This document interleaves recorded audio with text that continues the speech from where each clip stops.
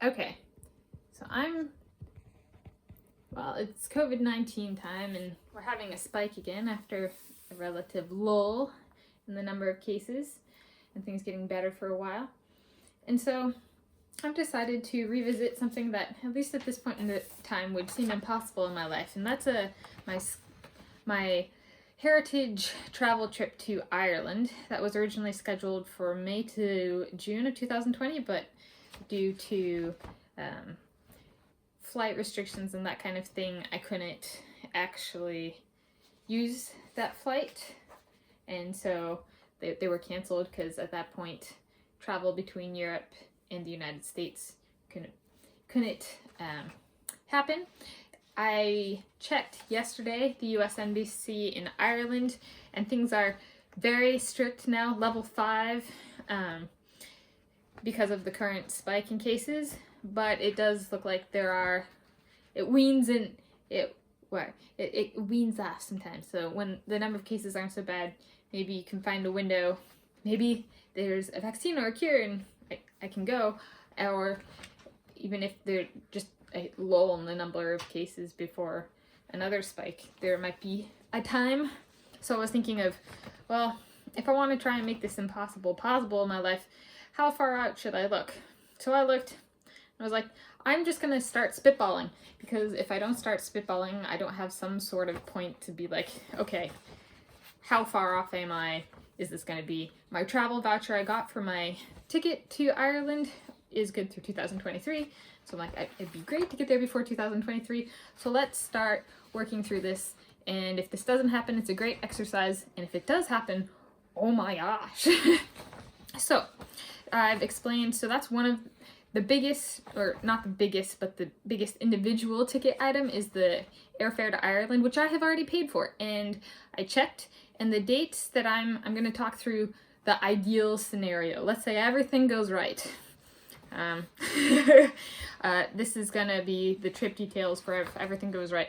I would depart Seattle Thursday the 15th of April 2021 and return, and I would fly into Dublin, Ireland, and then I would depart Dublin, Ireland, and arrive in Seattle, Washington, United States of America, Thursday the 6th of May 2021. So that's 22 days, including travel days, and 21 nights where I would need a place to stay. So that I looked up the airfare, and the airfare is about half of what I paid for my ticket, which means that I would still have good few $100s on my travel voucher. Or if that's not how that works, then that'd be good for the airline, right? They'd make a few $100 extra, but I think you still get to use that money. So that would cover, I wouldn't have to pay more for the airfare. And so that would be good. So then looking at hotels, so I just finished looking up places I wanted to go, which I started 2017. I started making a list of places I wanted to go. And so I kind of rounded that out, as well as where I would want to stay, and started looking at, okay, what's a good, this is for budgeting, my budgeting purposes. What is a little, and I'm trying to be high on my estimation side so that I end up under budget. So I did the cost for hotels, an average, and giving it an average of $108 a night. It costs less because I'm going solo, which means there's, for like a week's worth of time, usually get somewhere between $100 and $300 cheaper than if you have a second person, which ends up being more expensive because I'm alone if you did it per person, but as a total budget, it's less. And so it comes out to you for 21 nights, $2,268.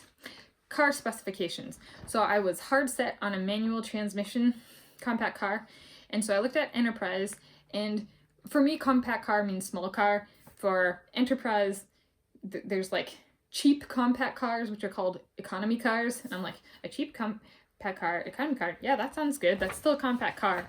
The main goal there is maneuverability. I want something small. I'm gonna be taking like one bag with me, maybe 2 bags to the airport going back with gifts and that kind of thing. So an economy car is perfect. Just me and Hedgie the Hedgehog, which is like very small little stuffed animal. So so economy car sounds great, and I was set on manual transmission because in Scotland there was a $2,000 difference between manual transmission and automatic. transmission. Well, I was looking for rentals in Ireland, and the automatic transmission is $300 cheaper than the manual transmission. So I'm like, all right, sign me up. I'm on a budget.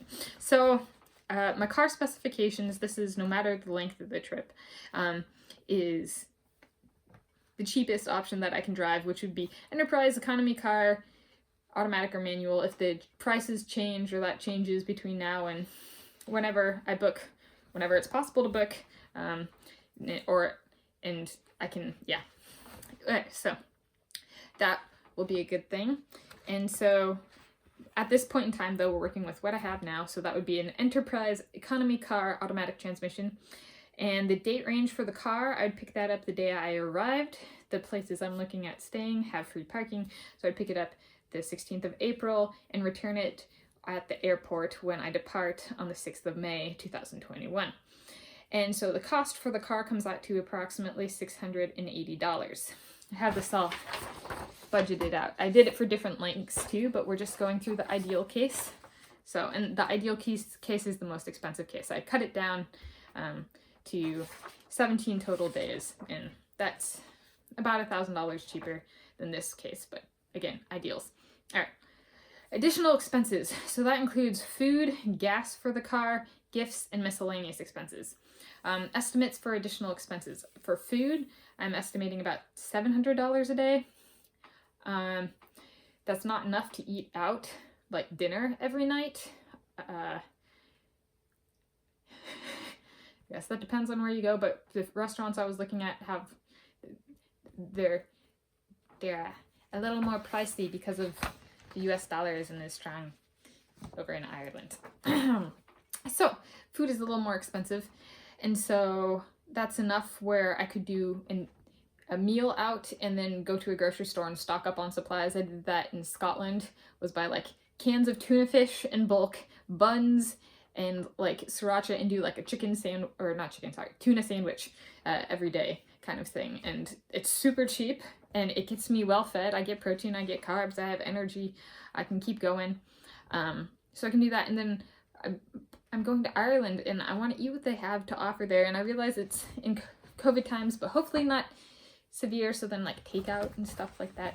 I'd like to support businesses while I'm there, in grocery stores as well as restaurants if I can.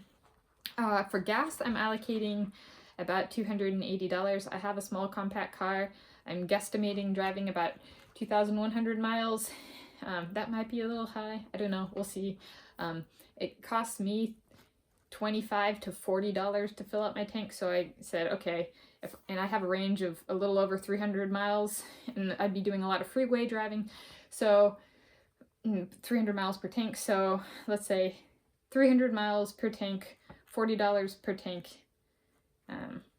That's still a little off, but anyway, so that's 7 fill-ups for 2,100 miles. I'd fill up the tank approximately, so a 300-mile tank, and I drive approximately 2,100 miles. That comes out to 7 times I have to fill up the tank, and if it costs me $40 to fill up the tank each time, then 40 times 7 is 280. So approximately $280. For gifts, I'm allocating about $500. Just a ballpark.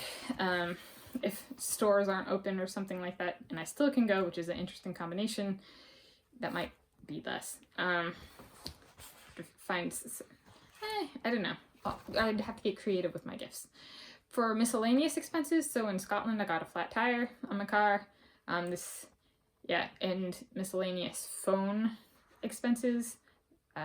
That would be $250, though I'd pay for a data package up front, which I found a really good one for Scotland. That was $10 a day and unlimited data. And so I'd pay for that before I go, as well as my car insurance, because you have to have car insurance to get a rental car in Ireland.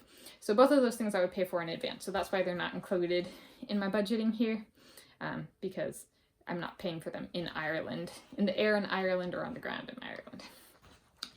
And so miscellaneous expenses, $250. So that's like emergencies and flat tires and that kind of thing. And so the estimated total cost comes out to $4,678. The total cost, including my original airfare, that was $988.33, is $5,666.33. I have amount already paid is $988.33, so that leaves the amount left to be paid $4,678. So how am I going to pay for this? Well, I have a couple of regional bank accounts in California that I need to close, and I have a retirement account with money that I need to pull out. And that comes out to, between the two, pre-taxes, comes out to about $5,300.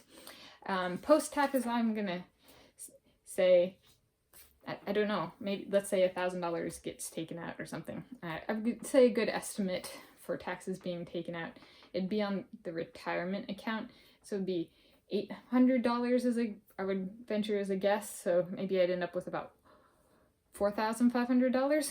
So, and then I have some money in savings here too, that most of which will be put into,